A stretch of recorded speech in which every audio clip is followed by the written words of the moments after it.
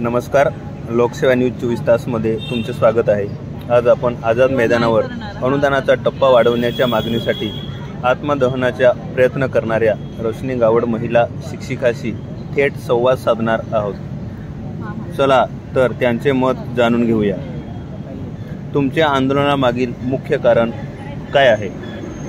अनेक वर्ष झाली आणि सरकारकडे टप्पावाढीसाठी मागणी करतोय, पण आमच्या मागण्या काही पूर्ण होत नाही। आताच मागील 24 ऑक्टोबर 2024 रोजी जो टप्पावाढीचा शासन निर्णय काढण्यात आला, त्या शासन निर्णयाची आजपर्यंत अंमलबजावणी झालेली नाही।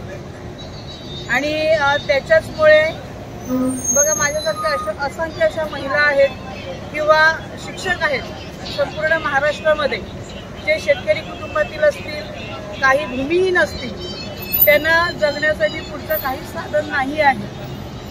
आणि म्हणूनच आम्ही आंदोलन पुढे चालू ठेवलेलं आहे। तुम्हाला असा टोकाचा निर्णय का घ्यावा लागला?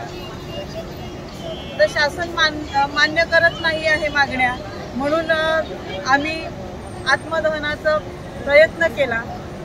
आणि बघा, ज्या वेळेला शासन आपल्याकडे दुर्लक्ष करतं असं दिसतंय, त्यावेळेला काहीतरी ठोस पाऊल उचलण्याची गरज असते। आता आमच्या मुलाबाळांच्या भविष्याचा प्रश्न आहे, तसंच जगण्याचाही प्रश्न आहे। आणि अनेक अशा अडचणी आहेत, वाढती महागाई आहे। त्याच्यामुळे सरकार भानावर यावं, सरकारचं डोकं ठिकाणावर यावं, म्हणून आम्हाला असा कठोर निर्णय घेण्याची आज वेळ आलेली आहे।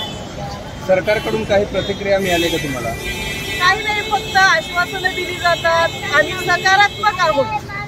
म्हणजे आता आपले माजी मुख्यमंत्री आदरणीय शिंदे साहेबांची तर अशीच प्रतिक्रिया होती, कारण हा निर्णय त्यांच्या काळात झालेला आहे। आणि त्यांनी काय सांगितलं की आमचं सरकार सकारात्मक आहे, आम्ही निर्णय घेण्याच्या प्रयत्नात आहोत, पण कधी ज्या वेळेला शिक्षकांचे बळी जातील तेव्हा का? मी साहेबांना विनंती करते, माजी मुख्यमंत्री साहेबांना विनंती करते की तुम्ही घेतलेला निर्णय आहे, त्या निर्णयाची अंमलबजावणी झालीच पाहिजे आणि त्याच्यासाठी तुम्ही ठोस निर्णय दिला पाहिजे। तुम्ही आमच्या पाठीशी खंबीरपणे उभे राहिले पाहिजे। तुम्हाला पुढील टप्प्याबद्दल काय मत आहे तुमचं?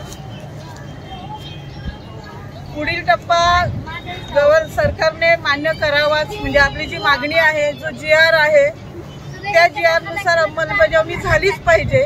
आणि नाही झाली तर त्याच्यासाठी याच्याही पेक्षा गंभीर पावलं उचलण्याची परिस्थिती निर्माण होणार आहे।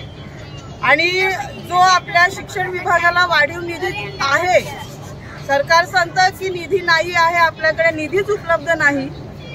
कारण हिवाळी अधिवेशनात ठीक आहे, त्यावेळेला शिक्षण मंत्री नव्हते, तशी काही म्हणजे मंत्रिमंडळ पूर्ण झालं नव्हतं। मग आम्ही अर्थसंकल्पीय अधिवेशनात देणार आहोत हे आश्वासन दिलेलं, अशी घोषणा केलेली, पण ह्या अर्थसंकल्पात तशी काहीच तरतूद केलेली नाही। आता सांगतील पावसाळी अधिवेशन येऊ दे, त्यावेळेला देऊ, मग त्यावेळेला अजून आम्ही वाट बघायची का? अजून 4 महिने घालवायचे का? तर माझी कळकळीची विनंती आहे सरकारला की आजच जो निर्णय होईल तो आजच व्हावा, आजच घ्यावा, नाहीतर मग पुढील गंभीर समस्यांना सामोरं जाण्याची सरकारने पण तयारी ठेवावी।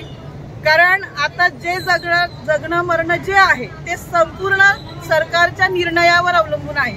नाहीतर आमच्या महाराष्ट्रातील तमाम शिक्षक बांधव काय करतील हे सांगू शकत नाही, आणि याची संपूर्ण नैतिक जबाबदारी ही सरकारचीच असेल।